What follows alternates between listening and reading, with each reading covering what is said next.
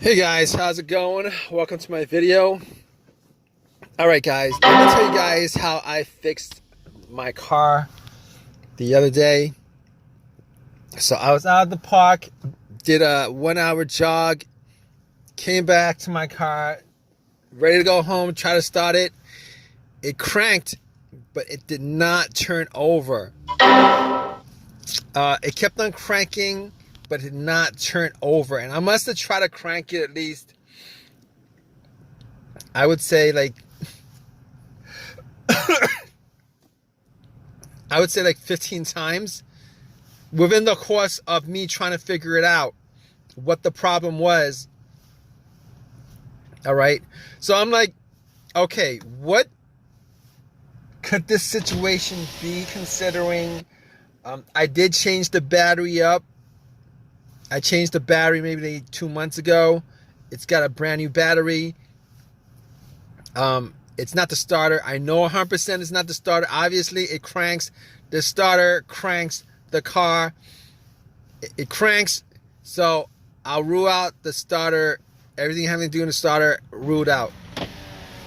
And basically, it was a strong crank. So I was pretty sure it wasn't the battery. But just in case, I turned on the light. The headlights went out. See how bright they are, and they were pretty bright. So I was like, it probably isn't the battery. I was thinking maybe I had a defective battery, but I was pretty sure it wasn't the battery. All right, it wasn't a slow crank. It wasn't like, it wasn't a slow crank. It was a strong crank. But here's what I did anyway. I actually got my power pack, put it on, and try to crank it that way just to make sure it's 100% not the battery. And it cranked. It wouldn't start. Did the same thing. Definitely wasn't the battery.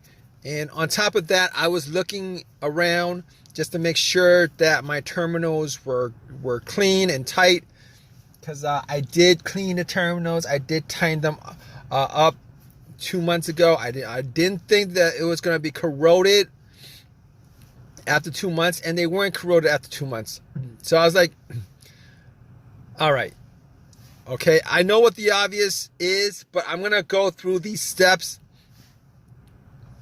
just to make sure that I pretty much troubleshoot the easiest things, and then I'm going to go to the bigger issues. So at that point, I knew it wasn't the starter. Obviously, it's not the alternator. I'll rule those things out. You guys in this situation, you guys don't want to start ruling things out as what the issue is. It won't be the starter. If it's a strong crank, it's not the alternator. If it's a slow crank, wait. If it's a strong crank, it's probably not the battery. If it's a slow crank, it's possible that it is the battery. But just to rule it out, you guys should probably at least try to give it a jump. This situation, just to make sure it's 100% not the issue. All right. So it's not a slow crank. It's a very strong crank, and it cranks up pretty strong. All 15 times that I try to crank it up. So I can rule out those things. Check all the terminals, rule that out. And the negative wire, I could rule that out too, because I wouldn't be getting a strong crank. Well, it's possible. It's possible that it could be the negative ground wire that could cause that issue. It's very possible, maybe. But I was getting a strong crank, so I was pretty sure that all the wiring were tight and good, and it wasn't with the negative or the battery or any of the other stuff. So moving on from that, I'm thinking to myself, okay, maybe it's a fuse.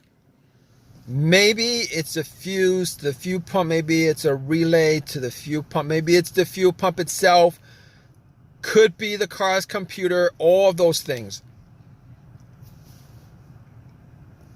All right, and I'm going to help you guys troubleshoot this because I troubleshooted it. All right, it's how I troubleshoot this whole entire issue. All right, you guys have this situation. This is how you guys troubleshoot this issue. All right, you guys have a crank, but it won't turn over. Here's how you do it. All right, maybe it's the car's computer. Now, I was not getting a check engine light on the car. I was not getting a check engine light on the dash. So I could pretty much rule out a whole bunch of things. All the sensors, all the things that be caused by the sensors, I could pretty much rule out. There was no check engine light. And I'll tell you guys what, when I actually, when I actually put an OBD2 on it, okay, when I put an OBD2 on it, first of all, it actually read. It ran through the scan, gave me a whole readout. So I knew that it was probably not the car's computer to begin with. That's very important. There are situations where the car's computer has issues communicating with the car itself, whether it's a wiring issue, whether it's a blown fuse issue, a short or whatever. Sometimes that occurs. And when that occurs, it will cause the car to crank but not start. All right, and there's a whole host of things I could run down with this, but I could rule out that. All right, and the fact that there was no check engine light on the dash, and then when I read the whole OBD2, there was not a single code that came up. I could rule out anything having to do with the mass airflow sensor, could rule that out. I could rule out the crankshaft, camshaft. I could rule all that out. And I could probably rule out the throttle position sensor on top of that. So if you guys are probably thinking it's probably one of those sensors that's causing it, one of those things that's causing it, if it's not coming up, if you guys don't have a check engine light with this no crank, with this crank but no start issue, it's a crank but no start issue, you guys probably rule out all those things that has a sensor connected to it, which is a whole host of things. All right, and this situation pretty much simplifies a whole lot of things as far as troubleshooting this issue is concerned with a crank no start issue. All right, so let's go down from there. All right, now I'll tell you what. All right, I wasn't able to get my car started at the park, so I had to call AAA, had them tow my car to my house so that I could actually do a bunch of tests. I didn't have my tools with me, so I wasn't able to get it started. All right, I assumed that it was a couple of things. So when I got home, I had to pretty much go through all the fuses. All the fuses were good. All right, all the fuses were good. So next up would be the relays. I assume in this situation that it was probably either going to be a fuel issue, like maybe a relay or a fuse connected to the fuel pump that would cause this situation.